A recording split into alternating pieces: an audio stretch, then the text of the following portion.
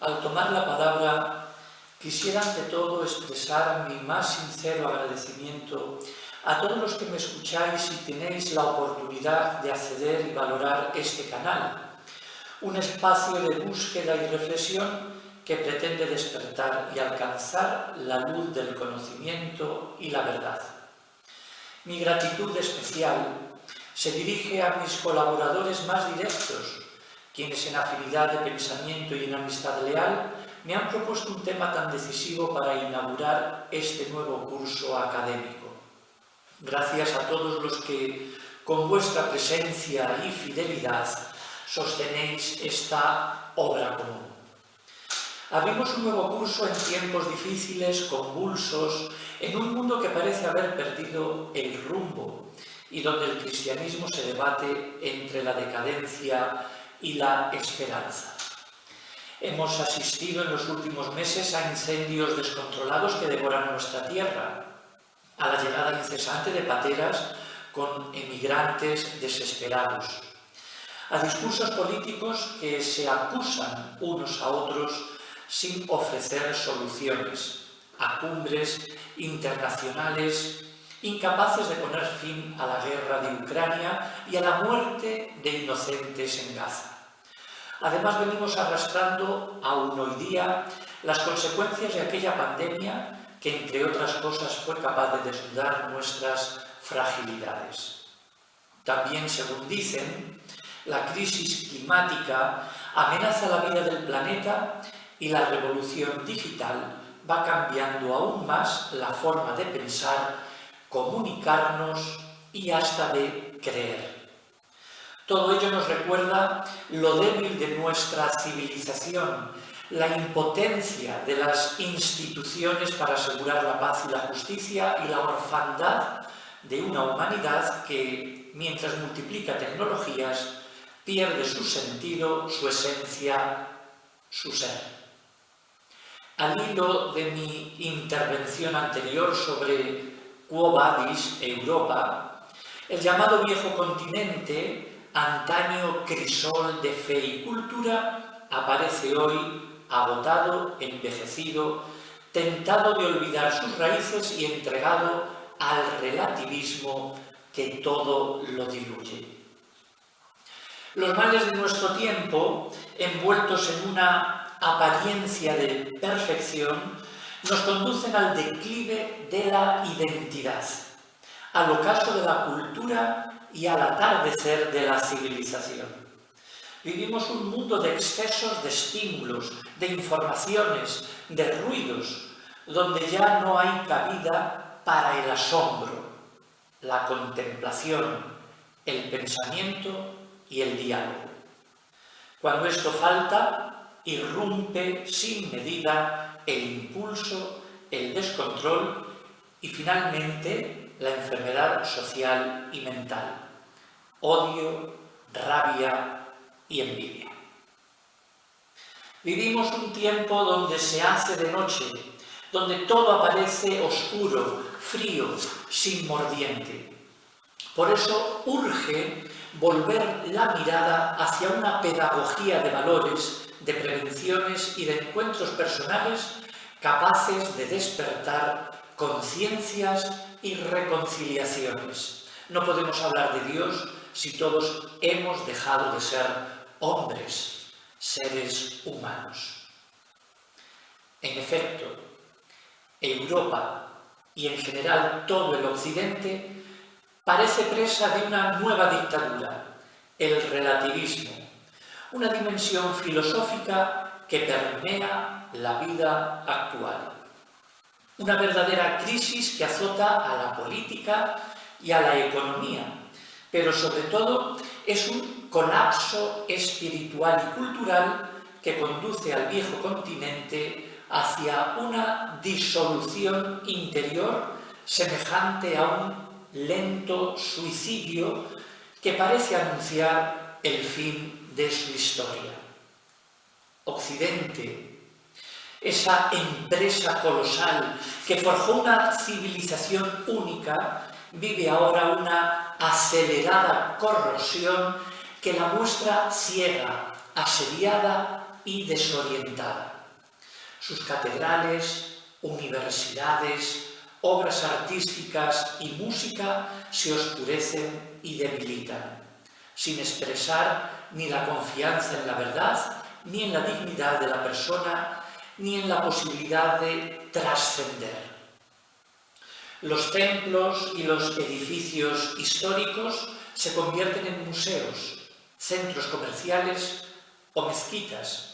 Se desconocen los nombres que moldearon su esencia: Sócrates y Agustín, Tomás de Aquino y Dante, Cervantes y Teresa de Ávila, Bach y Mozart. Y la familia carece de arraigo, calor y estabilidad. Toda civilización puede ser amenazada desde fuera, pero solo muere desde dentro. En lugar de certezas, domina el relativismo. En lugar de esperanza, el nihilismo. En lugar de fecundidad, un inquietante declive demográfico. Europa se encamina a la desaparición, se embarca hacia un futuro incierto marcado por la involución. Se proyecta como un culto fragmentario al pensamiento contemporáneo. La razón es reducida al dato científico. La verdad está subordinada a la técnica. La felicidad se convierte en simple bienestar. El mundo es concebido como un lugar de veraneo para el consumo y de recreo para los deseos.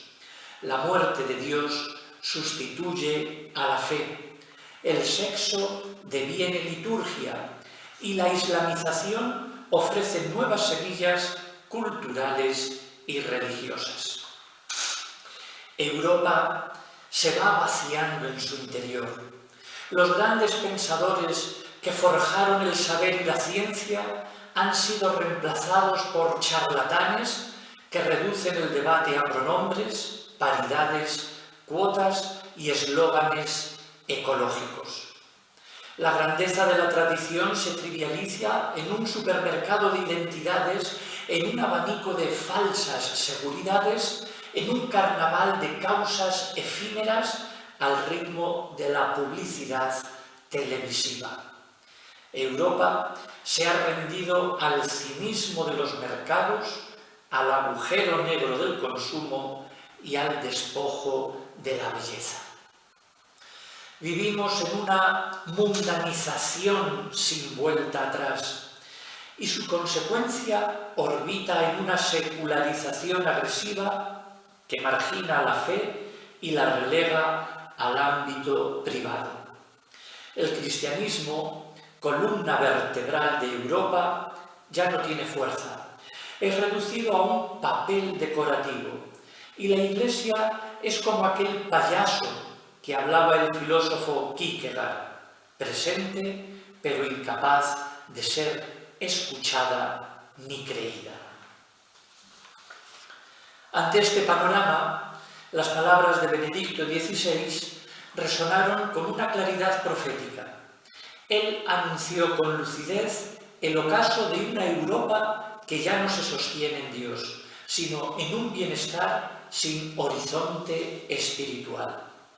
Recordaba además que San Benito, en otro tiempo de crisis, supo forjar una síntesis nueva entre los tres ejes del mundo conocido: Jerusalén, Atenas y Roma. La fe judeocristiana, la filosofía griega y el derecho romano. De esa unión nació Europa. Hoy, cuando ese edificio se tambalea, necesitamos también un nuevo comienzo. Y es aquí donde la figura de Martín Lutero se nos presenta como una llamada incómoda, pero fecunda y oportuna. Joseph Ratzinger lo expresó con hondura. Lo que inquietaba a Lutero era la cuestión de Dios, no como teoría académica, sino como pregunta vital. ¿Cómo puedo tener un Dios misericordioso? Esa pregunta lo consumía y lo empujaba a una lucha interior que luego se convirtió en una lucha sobre Dios y con Dios. Y aquí estriba la cuestión que nos concierne. ¿Quién se plantea hoy esa pregunta incluso entre los cristianos? Europa, esa ilustre y venerable matriarca, necesita reconciliarse consigo misma y dejar de odiarse y maltratarse. Ha de reencontrar su vocación histórica, no desde una nostalgia estéril que sueñe con volver a un pasado irrepetible, sino desde la lucidez de quien sabe que el mundo ya no será como antes. Está llamada a inaugurar un nuevo ciclo mediante una revitalización de su responsabilidad creativa y un reconocimiento agradecido de su herencia y su memoria, capaz de articular de nuevo una síntesis fecunda entre el ideal moral y la realidad política. Solo así podrá volver a ofrecer a la humanidad un faro de pensamiento, de arte y de valores universales. Pero queda una pregunta inevitable. ¿Qué será de la Iglesia? Los signos del presente son elocuentes. La Iglesia en Europa atraviesa un momento más que delicado. La pérdida de influencia cultural, la disminución de vocaciones y de fieles, el debilitamiento de la formación intelectual de muchos de sus agentes han mermado su capacidad de diálogo con una sociedad cada vez más secularizada. Los escándalos de todo tipo y la desconfianza que despiertan ciertas estructuras internas han erosionado su credibilidad ante la opinión pública. La Iglesia en general, con su estructura piramidal y su visión exclusiva de la verdad, vive divorciada del pueblo, el cual siente reprimida su libertad, engañados sus anhelos trascendentes y relegada a la frustración, desencanto y heridas interiores que desembocan en muchos casos con la ruptura y la pérdida de la fe. A estas sombras se suman otras no menos preocupantes: la rutina litúrgica que convierte la celebración en un trámite, la escasa formación bíblica que infantiliza más la fe, la confusión moral que sustituye el discernimiento por un listado de prohibiciones, el clericalismo que desprecia la aportación de mujeres y laicos, y el aislamiento cultural que mantiene a la Iglesia en una incapacidad para dialogar con el mundo contemporáneo. Todo ello conforma un panorama en el que la Iglesia corre el riesgo de convertirse en caricatura de sí misma, en un eco lejano de lo que fue su vocación profética.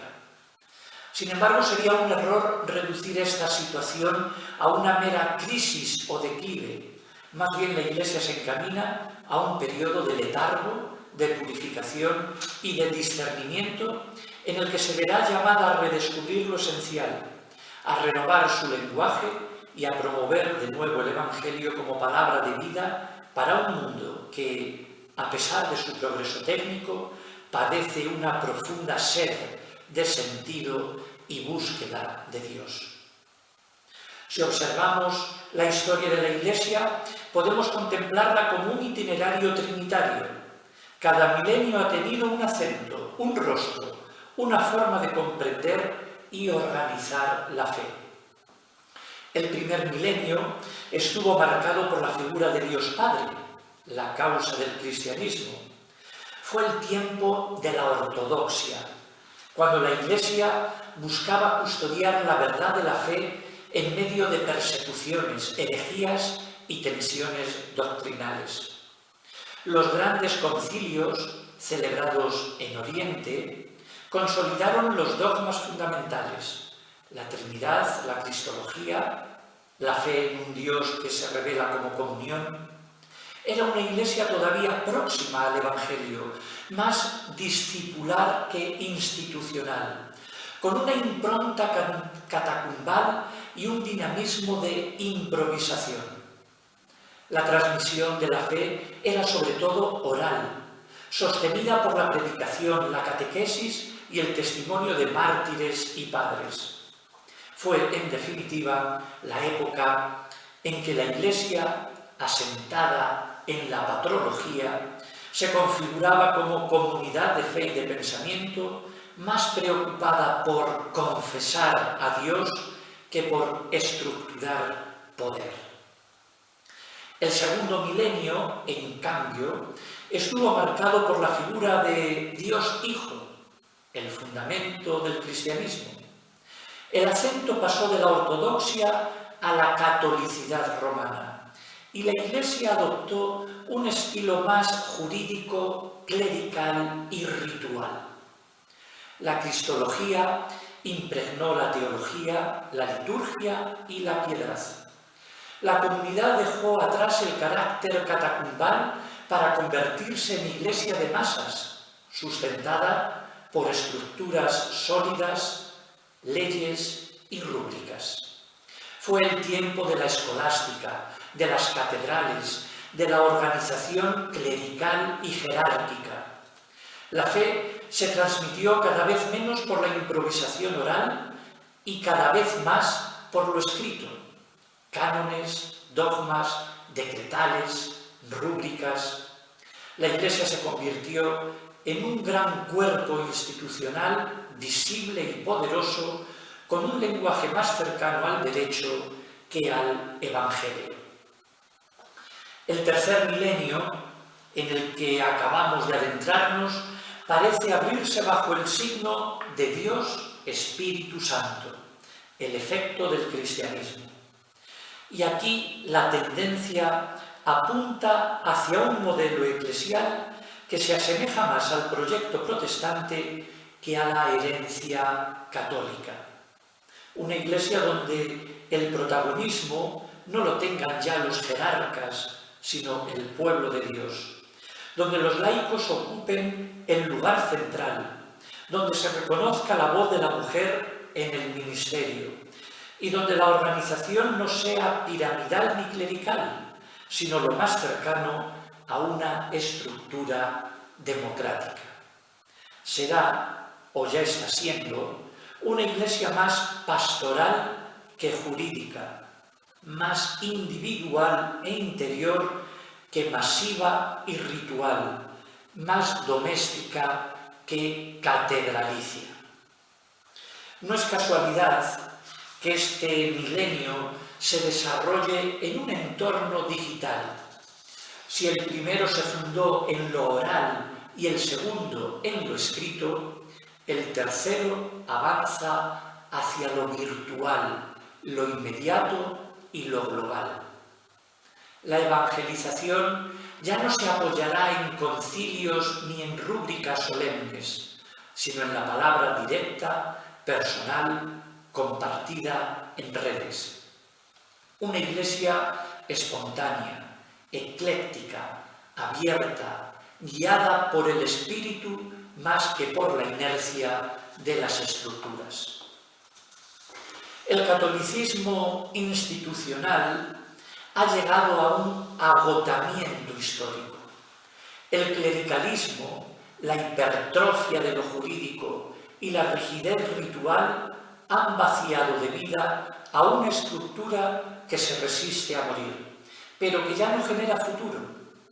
Frente a ello, lo que hoy llamamos protestantismo aparece no como una confesión delimitada, sino como una tendencia del espíritu y como una forma de iglesia que apunta al futuro. No hablamos de imitar servilmente a las iglesias reformadas históricas, sino de reconocer que en su proyecto late algo que el tercer milenio nos reclama. Primero, la centralidad del laicado, porque el espíritu no se derrama sobre una élite clerical, sino sobre todo el pueblo de Dios.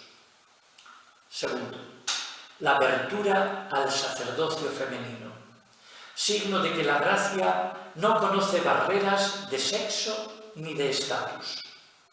Tercero, la configuración de la Iglesia como asamblea democrática, no como pirámide jerárquica.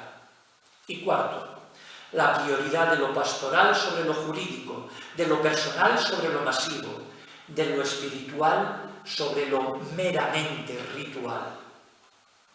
Si el primer milenio fue la Iglesia de los padres y el segundo la Iglesia de los códigos, el tercero se perfila como la Iglesia del Espíritu, la Iglesia de las redes sociales, ligera, libre, cercana al corazón de cada creyente. Y esto nos coloca ante la intuición protestante de que la fe cristiana es, en esencia, encuentro personal con Dios en la libertad de la conciencia. Podría decirse que el catolicismo romano ha sido el último gran imperio religioso de la historia, pero los imperios no sobreviven en su propio peso. El Espíritu empuja ahora hacia un cristianismo más plural, más doméstico, más fragmentado quizá, pero también más evangélico. En ese horizonte, el protestantismo deja de ser una herejía para convertirse en un laboratorio providencial, un adelanto de lo que la Iglesia Universal está llamada a ser.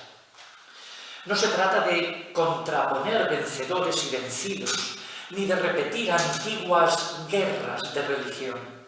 Se trata de reconocer que el Espíritu Santo, que sopló con fuerza en Pentecostés, no se ha detenido. Sigue empujando a la Iglesia más allá de sus formas caducas hacia un futuro donde el Evangelio pueda respirarse de nuevo. Estamos ante un momento de transición histórica, de encrucijada, donde una etapa de la cristiandad cede el testigo a otra diferente. La Iglesia del tercer milenio no será ya la del poder ni la del legalismo. Tampoco será una institución monumental e inmutable. Su dinamismo vendrá del espíritu, del laicado, de la participación plena de la mujer, de comunidades vivas, domésticas, capaces de transformar el mundo desde la libertad, la caridad y la cercanía. El protestantismo, en su sentido más amplio, nos ofrece un anticipo de lo que está por venir. Una Iglesia donde la centralidad de Cristo se vive en la experiencia concreta del creyente, donde la palabra de Dios se hace fuerza viva en cada hogar y en cada día. Una Iglesia que apuesta por lo esencial, que rehúye la rutina de los rituales vacíos y las estructuras jerárquicas rígidas, y que aprende a escuchar el soplo del Espíritu en la diversidad de sus miembros. Os invito, por tanto, a contemplar este futuro no con miedo, sino con esperanza y valentía, a ser testigos activos de un cristianismo que vuelve a sus raíces, Cristo como centro, el Espíritu como motor y el pueblo de Dios como protagonista. Cada uno de nosotros, desde nuestro lugar, podemos contribuir a que esta formación se haga realidad, formando, evangelizando, sirviendo y dando testimonio. Que este curso sea, en efecto, un tiempo de despertar, reflexión y compromiso, donde podamos reconocer en la historia de la Iglesia, en sus 3 milenios, no solo sus logros y fracasos, sino también la brújula que nos guía hacia un futuro renovado. El tercer milenio es la oportunidad para una Iglesia más libre, más humilde y más evangélica.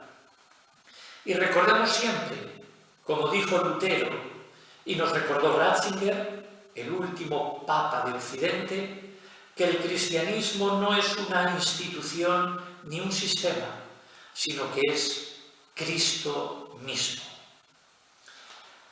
Que la luz del Espíritu Santo nos acompañe en este camino y que esta universidad online en el marco de su inauguración académica 2025-2026, sea un espacio de aprendizaje, de verdad y de apertura a la esperanza que el nuevo ciclo del tercer milenio nos ofrece.